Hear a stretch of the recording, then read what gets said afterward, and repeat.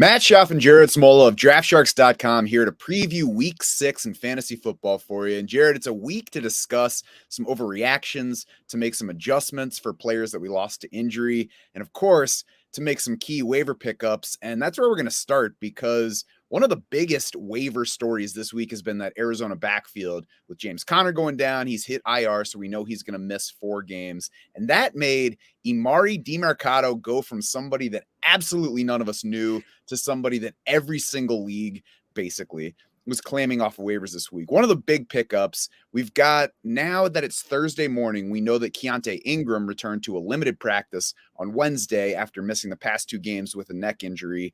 We've had several writers and other people point out that the Cardinals still list Keaontay Ingram ahead of Emari Demercado on their unofficial depth chart.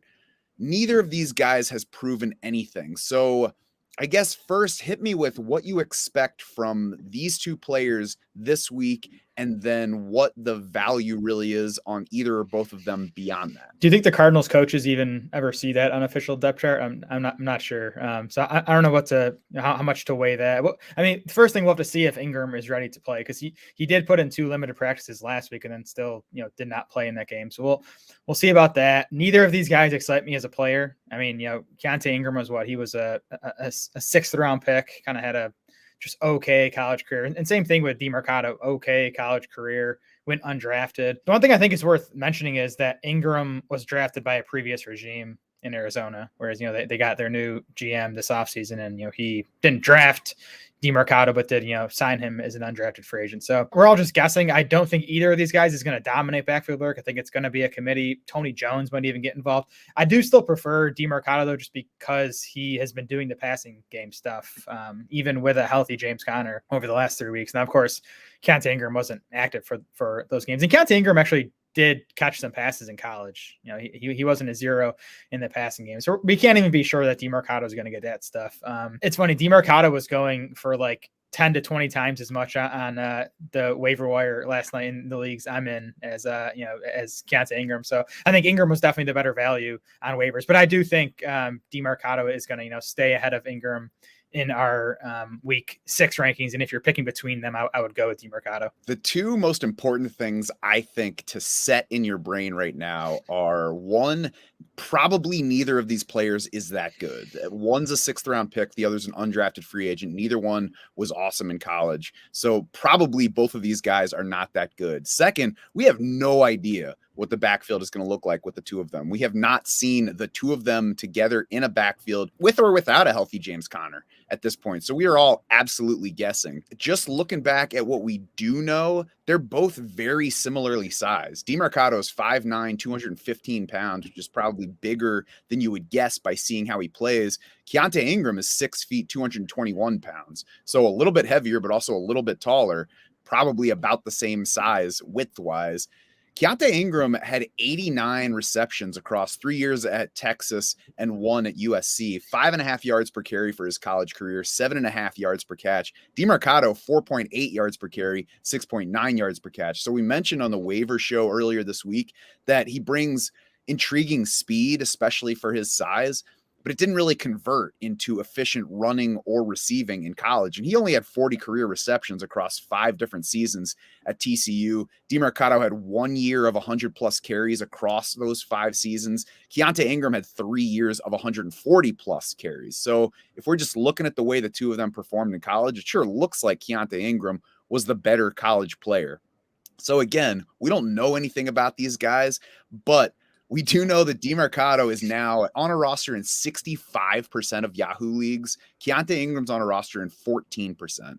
That is way too much certainty that Demercado is going to help anybody's fantasy team. And if I won Demercado on waivers this week, I would strongly consider going ahead and trying to sell him right now, because it's probable that he's not going to increase in value from where he is perception-wise right now. And it's quite possible that he falls from there. If you were deciding between Javonte Williams and one of these Cardinals backs, of course, Williams plays tonight. Would you play Williams or would you wait? Not even close. I would play Javonte Williams. To me, if Ingram ends up missing, I could definitely see Demercado over Javonte Williams. But of course, we're not going to know that by the time tonight's game kicks off. I'm with you. I would play Javonte if I was in that scenario. And it certainly might end up being wrong, but here's what we know for sure about these guys. Javonte Williams was a second-round pick, and Demercado was an undrafted free agent who has not done anything so far. And Javonte Williams was a very good college player who ran in college in ways that got him compared to Nick Chubb as a runner coming out. So again, it might not work. Demercado might outscore Javonte Williams, but if we're deciding with all of these unknowns, with those knowns are making me go down with the wrong pick in Javonte Williams, if that's how it ends up working out. No, yeah, I mean, no doubt Javonte Williams is the more talented player. He hasn't looked like that player so far this season coming off knee injury, and I think his volume tonight is definitely, up in the air. But unless we hear for sure that Ingram's not going to play this weekend, I would go with Javonte tonight. Now I want to move to a trade proposal that I saw on our Discord this week that includes actually both of the backfields that you just referenced. So we had a Draft Sharks user ask if he should trade DeVonta Smith for Jaleel McLaughlin and Emari Demercado. And he was leaning toward making that deal, giving up Smith for those two running backs, reasoning that it looks like the Eagles have a few too many guys to spread the ball around to, and DeVonta Smith's going to be frustrating. Whereas Jaleel McLaughlin has showed some juice, just scored last week. Emari Demercado, as far as right now, looks like the best bet to lead Arizona's backfield in touches this week. For me, that's a dramatic overreaction on both sides of this deal, though, in that DeVonta Smith's coming off about as low a point as you can possibly imagine the past 2 weeks, just hasn't scored the past 2 weeks, but it's not like he's disappearing from the offense. He's just in an offense where that's going to happen at times. And on the other side, we have McLaughlin, who, even if he's very good the rest of the way, has limited touch upside, and Demercado, like we said, complete unknown at this point. So to me, it's an auto refuse if I had somebody ask this. Yep, I'm with you. And I think this is a perfect example of the type of trades I don't think you should be making if you were the side getting the two running backs here. I think these, 2-for-1 trades where you're giving up, I mean, DeVonta Smith is still easily the most valuable player in this trade, right? Like, I think he's a good buy low right now. I would be trying to acquire DeVonta Smith. I don't think he's like, the clear number 3 in this passing game. We've seen AJ Brown go off. We've seen Dallas Goedert go off last week. I think it's going to, swing in DeVonta Smith's favor. So I think he's a buy, and I think you should not be making trades where you're giving up. Maybe difference maker is too strong, but he's like a solid weekly wide receiver too, I think, going forward still. Whereas McLaughlin and Demercado, I don't think they're going to be difference makers without, injury luck to them. Maybe if Javonte Williams misses a bunch more time, but you're hoping at that point, if, everything kind of stays status quo, I think Demercado and McLaughlin are not going to be guys that, win you fantasy weeks.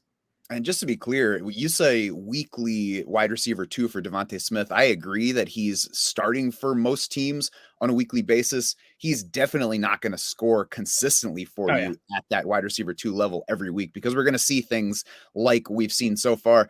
AJ Brown is about 10 percentage points ahead of DeVonta Smith in target share so far, which is a bit further than the gap was last year. And that definitely could be a problem. It's going to be frustrating going forward. But we also know DeVonta Smith's a very good player. We know that his quarterback is good. We know it's an efficient scoring offense. We know that he's capable of scoring on more limited opportunities. So I agree that his scoring is going to rebound from where it is. Yeah, and I expect that target share gap to shrink too, which is, part of the reason I think DeVonta Smith is bad. I think Brown will remain ahead, but I think, more like 5 percentage points is going to be the gap going forward than 10. I'm not as much targeting DeVonta Smith as a buy low because I'm worried that gap will stay where it is, given that the quarterback and AJ Brown are best friends. But he's going to be more helpful, DeVonta Smith is, going forward than he has been to this point. And I think this is a good deal to look at in that it's an opportunity to sell Demercado. Like, if I hear that somebody was considering accepting that, I'm like, sweet, I'm going to go ahead and pair Emari Demercado with somebody and offer him for DeVonta Smith in my league. For sure. Carolina backfield up next. Miles Sanders has already been dealing with a groin issue. Now he has added a shoulder issue, and Frank Reich said he may or may not be back in time for Sunday. We'll watch him throughout the practice week. There was no practice for Miles Sanders Sunday. I mean, the unfortunate story of Miles Sanders' career is plenty of injuries getting involved. We saw Chuba Hubbard get more carries than Miles Sanders each of the past 2 weeks, even with Miles Sanders being in the lineup. 2 weeks ago, it seemed like it was probably because of the groin issue. Miles Sanders didn't practice Friday and then had limited work and even worse production in that game. This past week, they were getting blown out. Miles Sanders was the lead runner in the first half and then took a backseat in the second half, probably at least in part because of the blowout. But now apparently it was also at least in part because of the shoulder injury. I mean, we have to worry about Miles Sanders from this point forward.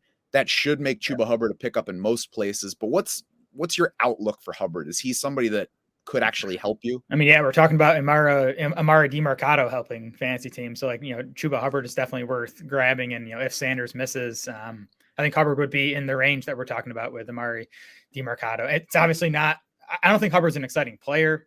It's not an exciting situation. The Panthers are 26th as a team in total running back PPR points. Our buddy Hayden Winks tracks expected fantasy points for backfields in total. The Panthers are 21st in expected fantasy points as a backfield. So, they're not getting great usage. They're not producing great on that usage. So not an exciting situation.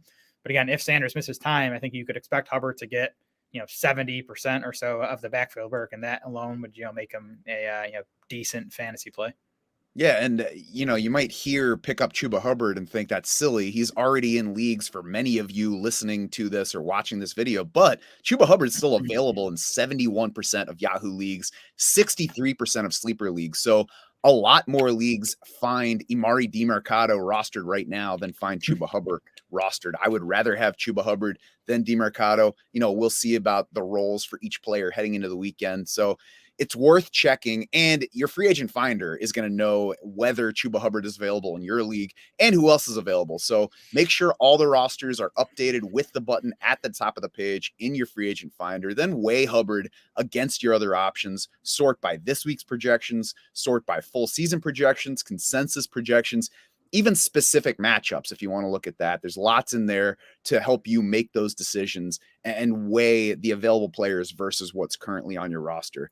Jared, we had a rebound week from Calvin Ridley. We had a potential breakout week from Breece Hall. So that's what made this next sample trade interesting to me, because it includes both of those guys. We've got one team giving away Breece Hall and Calvin Ridley, getting back Travis Kelce and Zay Flowers. So I guess, first of all, which side of that trade would you be on, assuming that you don't especially need a running back, so that we're trying to make this applicable for more teams? Yeah, I mean, you always need those caveats, right? Like who is replacing Breece Hall in your lineup if you're giving him up? Who is Travis Kelce replacing? Just in a vacuum, though, I would prefer the Kelce and Zay Flowers side. I think Kelce to me is still more valuable than Breece, trying to compare across positions.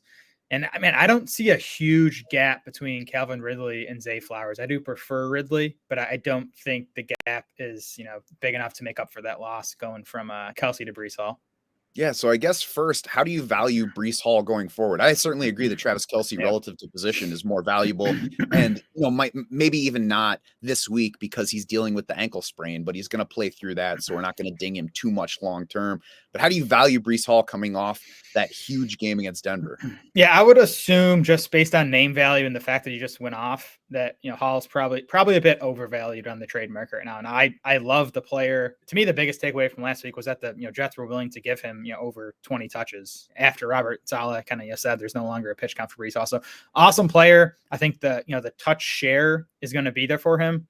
Man, I still think when the Jets aren't playing the Broncos, that's going to be a bad offense, and that's going to keep Hall from really hitting a ceiling. So I view him as like a weekly RB2 going forward, just based on the volume. But I don't think you're going to get consistent RB1 production just because the offense is going to be so bad. He's somebody that I would be willing to move right now if I'm, in really good shape in the backfield, or if I'm doing it for some kind of trade where I get back a running back piece that's maybe not as good, plus an upgrade elsewhere. Not somebody that I would actively sell right now, unless I'm really loaded in the backfield and need some help elsewhere. I think it's, we have to account for the matchup, and Denver's as good a spot as any for running backs, but we also have to factor in that it came right after Robert Saleh said, no more pitch count for Breece Hall. He's ready for everything. And even if the team sucks, he should be more involved as a receiver going forward. We'll see exactly what Zach Wilson means for that, but we don't really know yet to be able to downgrade it a whole lot. They should have lots of passing game work for Breece Hall to help out a limited quarterback. And then, if the Kirk Cousins trade hopes that everybody has, if that came true, I mean, all of a sudden that could like unlock the ceiling for Breece Hall that everybody hoped there would be with Aaron Rodgers. Oh, for sure. That feels like a 1% outcome for me though. We just Yeah. we don't see trades like that happen in the NFL, especially with quarterbacks during the season. Sure. Yeah, don't make any moves anticipating that. But if you're like, maybe, maybe. I also want to ask about Calvin Ridley because he just came off a 7-catch, 122-yard game on 8 targets against Buffalo. That followed some disappointing outings beyond the week 1 game that got everybody excited about Calvin Ridley. So is he a sell high off of that game right now? Or is that a signal that maybe if we're patient, we're going to actually get a useful Calvin Ridley going forward? I mean, I definitely think we're going to get a useful Calvin Ridley. He's in DeVonta Smith range for me, honestly. Like, I think, you're going to be starting him as like a wide receiver 2-ish every week, and he's going to give you more wide receiver 1 performances. He's going to give you some weeks where he finishes outside the top 30 wide receivers. Cause I think where people went wrong with Ridley this summer was thinking he was going to be, the clear alpha wide receiver there, the target hog, getting, 27, 28% of the targets. I think in some games he's gonna, but I think, you have Christian Kirk there when certain matchups, Jacksonville is going to feature him. Evan Ingram's still a big part of the passing game. We'll see, when Zay Jones get healthy, but there's just a lot of bodies there. So I think Ridley could be a sell high this week if you're getting kind of the value that you drafted him at, right? If you took Calvin Ridley at the end of round 2 or anywhere, front half of round 3, if you can get that type of return for him, I would trade him. Otherwise, he'd be a hold for me. If you're looking at a guy as a sell high, make sure you don't forget about the high part. Sell high doesn't mean sell him for the best you can get. It means sell for a high price. If you don't get the high price, keep him, because I agree. He's DeVonta Smith in an offense where there isn't an AJ Brown, and he's also probably not as clean a player as DeVonta Smith. If we swapped Calvin Ridley and DeVonta Smith right now, I think DeVonta Smith would be more consistently efficient than Calvin Ridley is in Jacksonville. Calvin Ridley, by the way, 43rd among wide receivers in target share so far. That's adjusted for playing time, tied for 22nd among wideouts in total targets. So he does need to rebound in that area. There is room for him to rebound some in that area, but just don't assume that he's going to be, as Jared said, like wide receiver 13, 14 in target share going forward. That doesn't look like it's what's going to happen. He's probably still ascending too, just considering all the time he missed, right? And he still only played 5 games. And I think maybe this past week against Buffalo was a sign that, he's sort of getting back into it after all that missed time. Zay Flowers, you said you don't see a whole lot of difference between him and Calvin Ridley. So he's involved in this next sample trade that we're going to then take into talking about the Ravens. The trade first. Give Jeff Wilson Jr. and Cortland Sutton, get Zay Flowers. Let's assume PPR in this case. Which side do you want? I don't have a strong lean here, and I actually do think that Flowers is a buy right now. If anything, I think I'd go with the Wilson Sutton side, though, and that's just because I'm excited about the upside that Jeff Wilson has. Like, I definitely prefer Zay Flowers to Sutton. Devin Achane and Raheem Mostert sit 2nd and 3rd right now among running backs in PPR points, just to tell you how good that Dolphins running game has been. And if Wilson's healthy, I think like right away he's going to get 10 to 12 touches per game, as maybe the 1B to Raheem Mostert's 1A. And then if Mostert goes down, and we've talked about he's I think 31 years old, hardly ever played a healthy NFL season. If Mostert goes down, then you talk about Wilson as the lead back in this awesome offense and awesome running game. The wide receiver upgrade isn't quite enough for me to give up Jeff Wilson. And Jeff Wilson's not built speed-wise the same way as Achane or Mostert, who are both very fast players. So he's not going to deliver the explosive plays,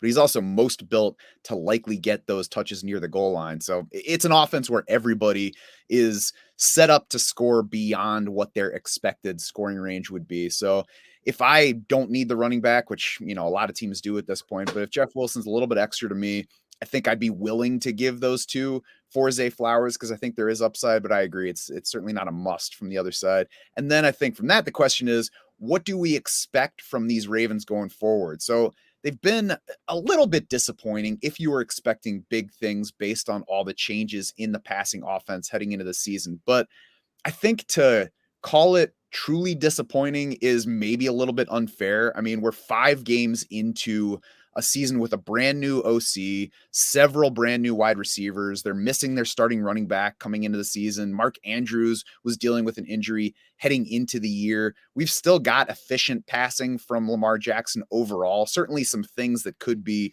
improved, smoothed out. But I guess, what do you think about this pass offense going forward, and what's the outlook? You called Zay Flowers a buy, right? Yeah, I think so. I think Lamar Jackson might be a buy right now too. I would expect the offense to get better, like you said. Breaking in a new offensive coordinator, Odell Beckham and Rashad Bateman both missed time. They had some offensive linemen miss some time, so I think the offense will get better the rest of the way. I think Zay Flowers has really just underachieved his usage so far, which I think makes him a buy. Flowers is 34th in PPR points among wide receivers. He's 18th among wide receivers in expected PPR points, 28% target share for Zay Flowers. That's 12th highest among wide receivers. His big problem is he just hasn't scored a touchdown yet. And it hasn't been for lack of opportunity there either. Zay Flowers has 7 red zone targets and 3 end zone targets already. He just, has not converted them yet. That's going to change. The big thing for me was Zay Flowers. Baltimore's other wide receivers aren't good. I mean, Rashad Bateman continues to look like a bust. Unfortunately, I think we both loved him coming in, but he hasn't delivered.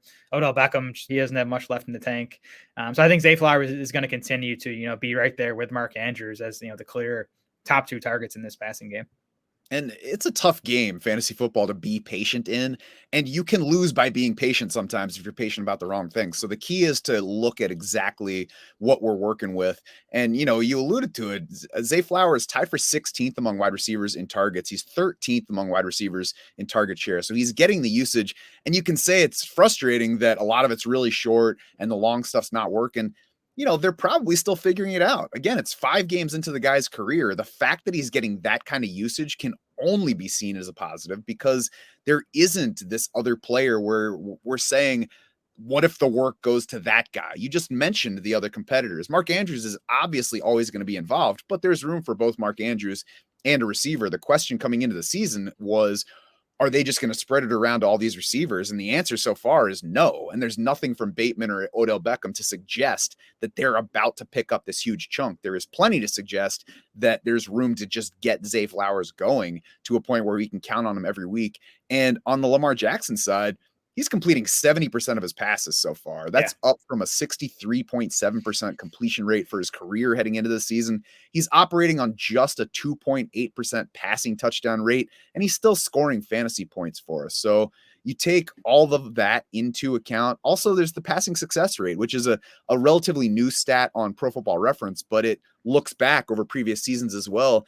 And Lamar Jackson is within half of a percentage point of his career high in that category as well. So the passing game is faring pretty well. It looks disappointing overall, but it's been fairly efficient for what it's trying to and been able to do to this point. So I think if we allow room for it to improve going forward in terms of what it can provide for us fantasy-wise, it's easy to see bigger numbers from Lamar Jackson's Zay Flowers ahead. Yeah, for sure. I mean, you talk about Lamar Jackson's low touchdown rate.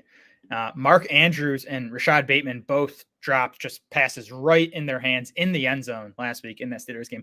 The Ravens as a team had 7 drops just last week.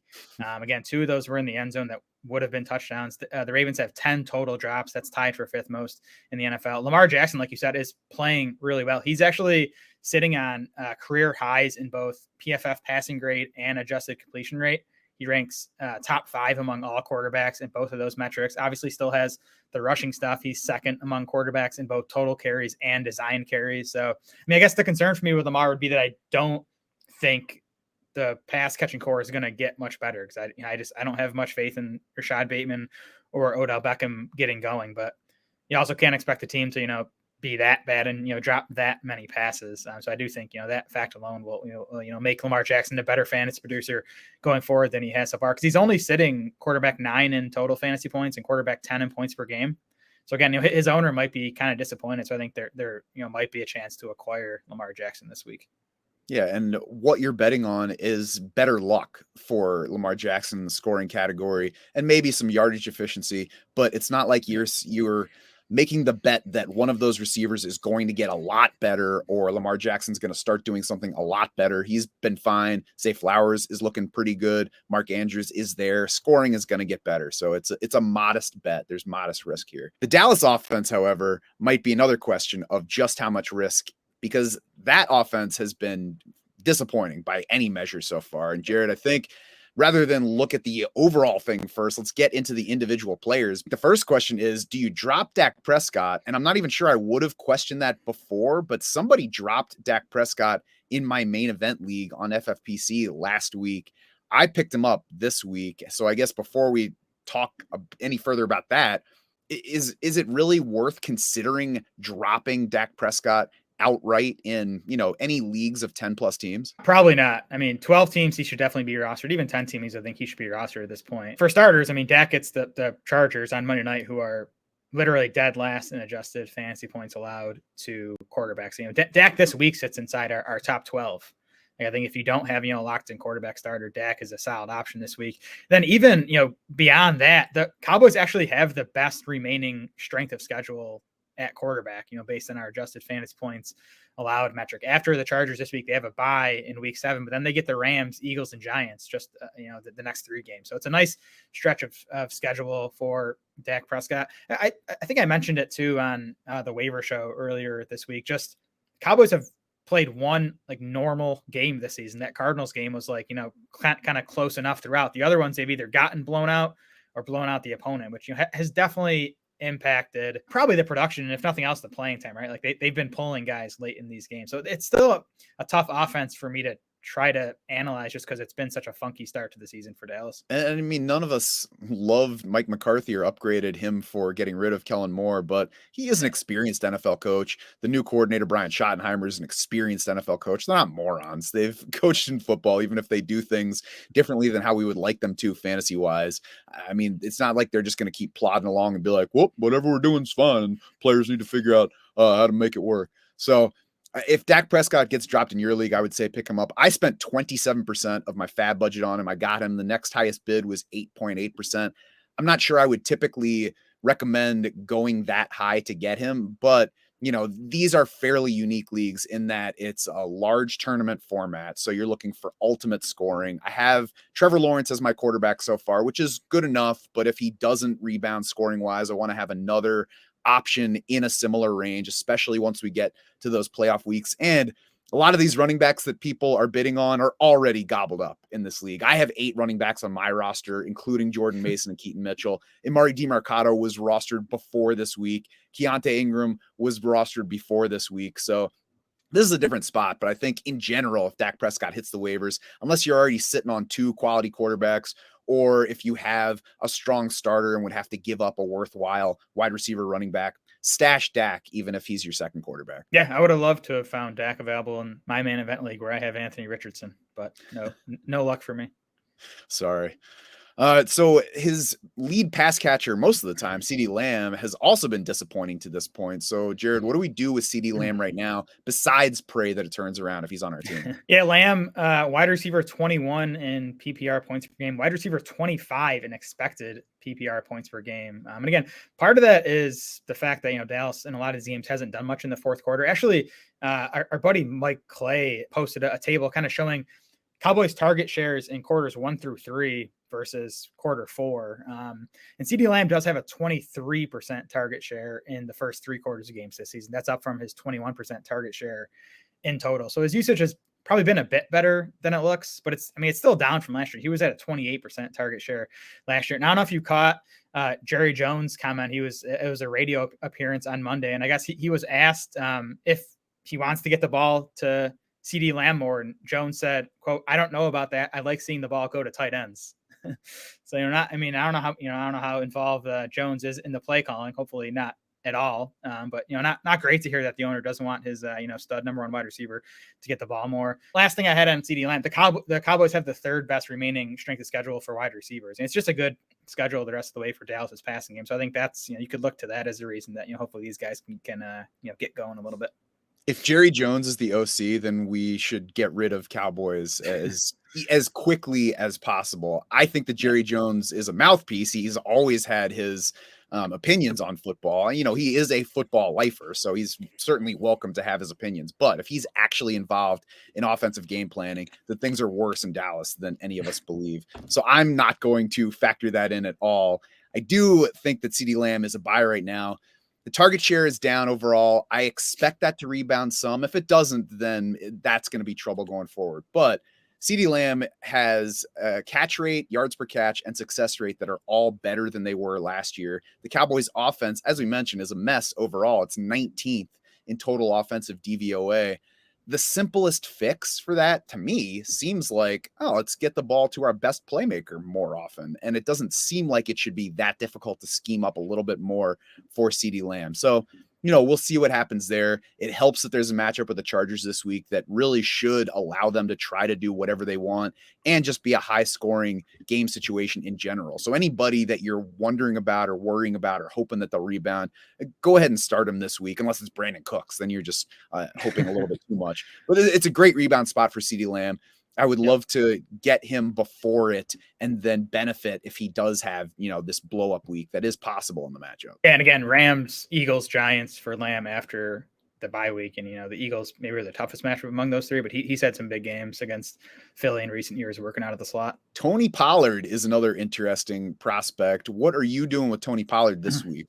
Or beyond this week, even? Pollard's kind of the opposite of CeeDee Lamb, where the usage has definitely been there, right? I mean, Pollard is 6th among running backs in expected fantasy points, but he's just 15th among running backs in actual fantasy points. And that's simply because his efficiency across the board, anything you look at, Pollard is way down from where he's been. He's sitting on career lows and a bunch of stuff, career low PFF rushing grade, career low yards after contact per attempt, career low missed tackles forced per attempt, even in the passing game. I mean, he's his second lowest PFF receiving grade. So I can't take credit for this, but someone kind of compared Pollard to Lamar Miller. You remember him from maybe, 10 years ago now or so, but he was awesome on like a early career Pollard role where he was getting like 8 to 12 touches per game. But then he finally got this chance to be a workhorse back and he disappointed. The efficiency dropped and he was, just okay. So I don't know. I still have some hope for Pollard that if this Cowboys offense gets going, and again, the schedule will help here. And for me, it's tough for me to trade away a running back getting that type of usage. There's just not many backs that are, getting almost all the work as Pollard is. This should make you feel better, Jared. It wasn't quite 10 years ago. It was just 7 years ago that Lamar Miller went from Feels the like Dolphins 10 to the Texans.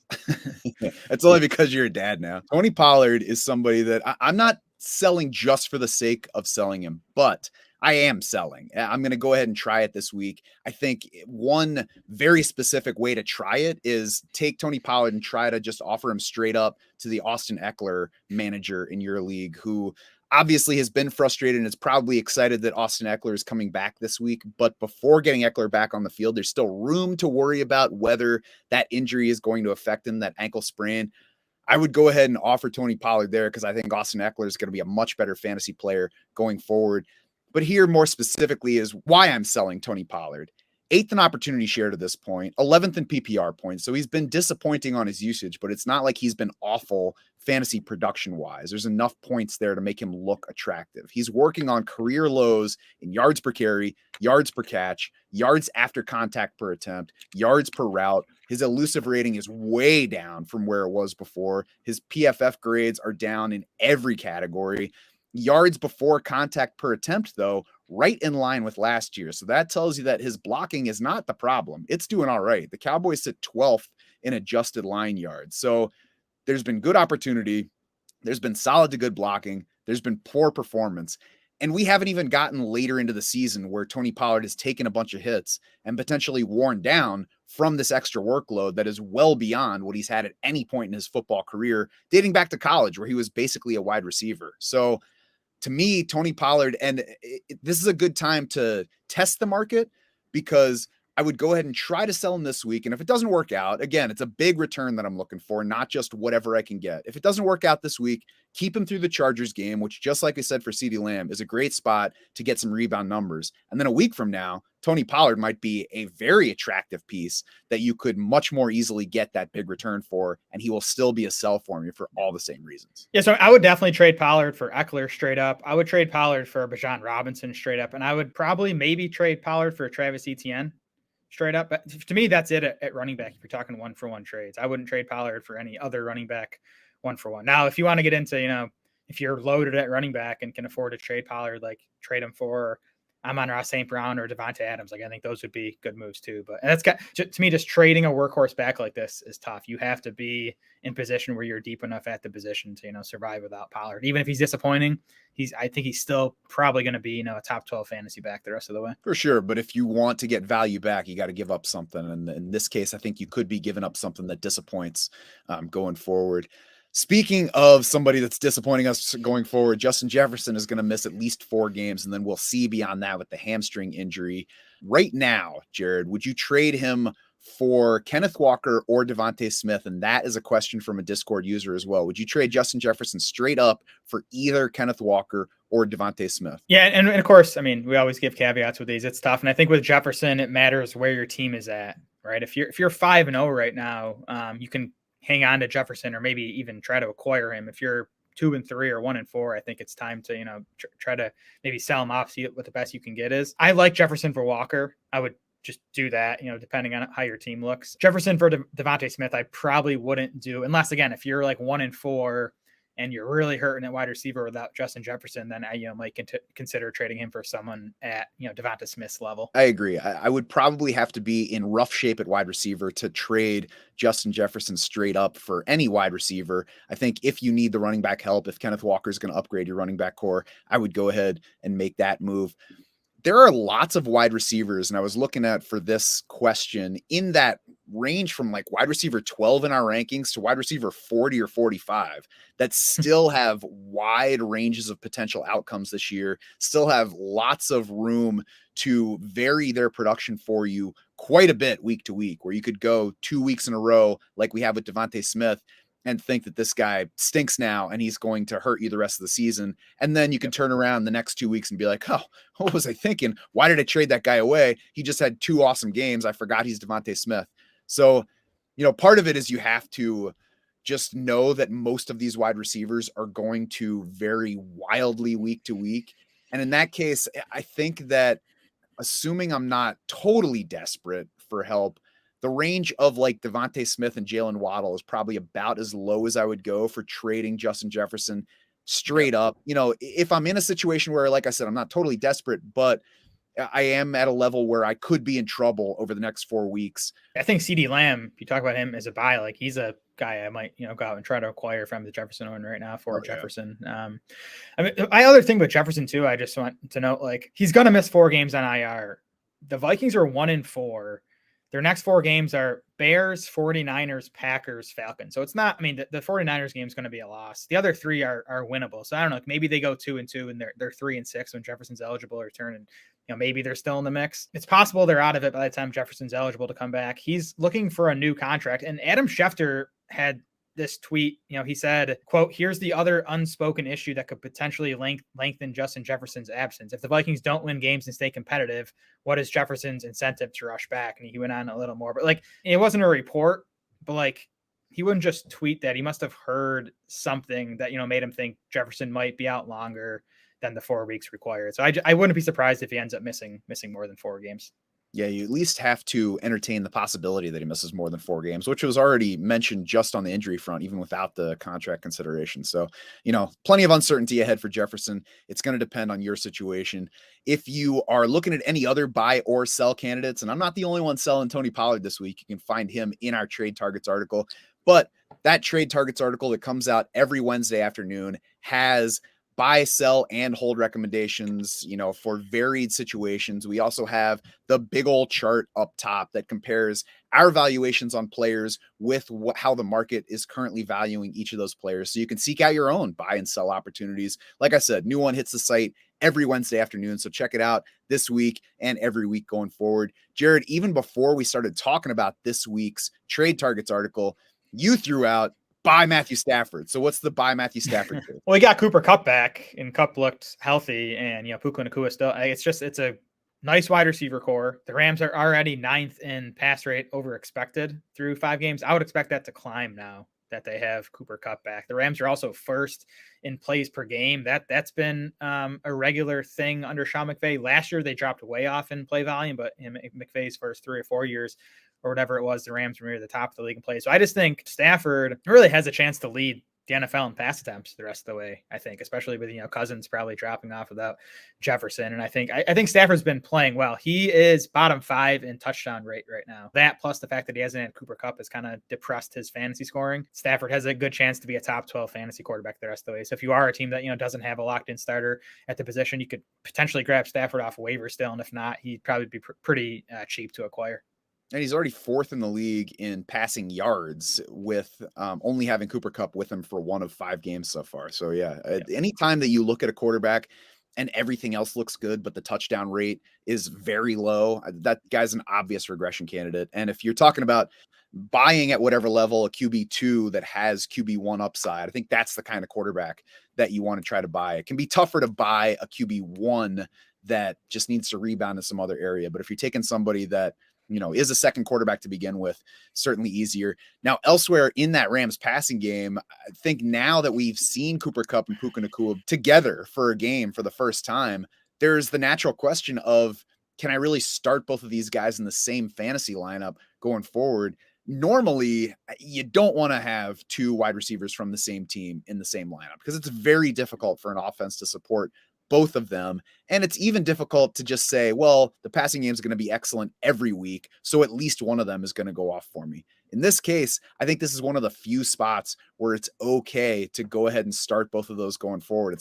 I'm not saying Kupp and Puka are both going to deliver every week because nobody does that every single week, but we saw high target shares for both of these wideouts in that game against Philly. And like you just said, probably going to be one of the higher pass rate offenses in the league going forward. I mean, I would love to have Cooper Kupp and Puka Nacua on the same fantasy team. Like, I think there's a real chance they're both top 12 fantasy wideouts the rest of the way. We talked about the pass volume last week. Kupp and Nacua combined for 62% of the Rams targets. I would definitely not expect that to continue.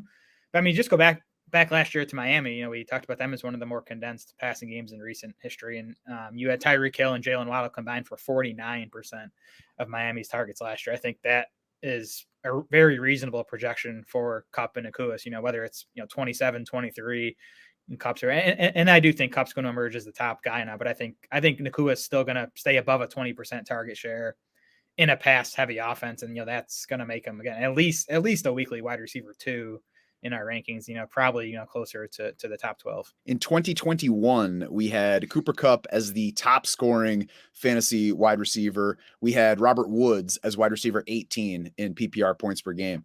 That clearly is possible for Kupp and Puka Nacua going forward, for both of them to be top 18 wide receivers. So I agree. I think that it's fine to have them. It doesn't mean you can't trade Puka if the right opportunity comes along, but I would not consider him somebody that you have to trade if you have Cooper Kupp and he's back. You can start both of these guys. Let's wrap this up, Jared, by looking ahead to week 7 and find a streaming defense. And I'm going to throw out the Cleveland Browns because they are just 28% rostered on Yahoo coming out of the bye. They have San Francisco this week, so your league mates are not going to want to pick up the Browns for that one. But this Browns defense is going to be startable against most offenses in the league. So we don't even have to worry so much about matchups for Cleveland. I think it's going to be the kind of defense that you want to try to hang on to the rest of the way.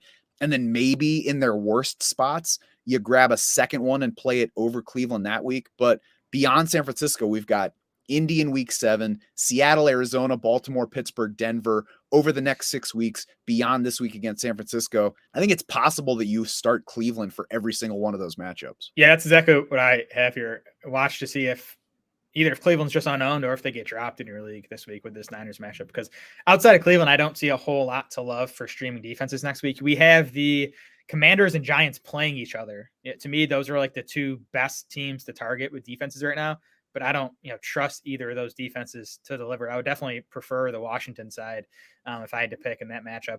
The Bears, who are another team I still like attacking. I mean, we'll see if Justin Fields stays hot, but the Bears get the Raiders in week 7. I don't really trust the Raiders defense, so it's not a week where I'd go right now grabbing a defense for week 7 unless you can get the Browns. Otherwise, I would just use that roster spot on a backup running back, and then we'll figure it out next week.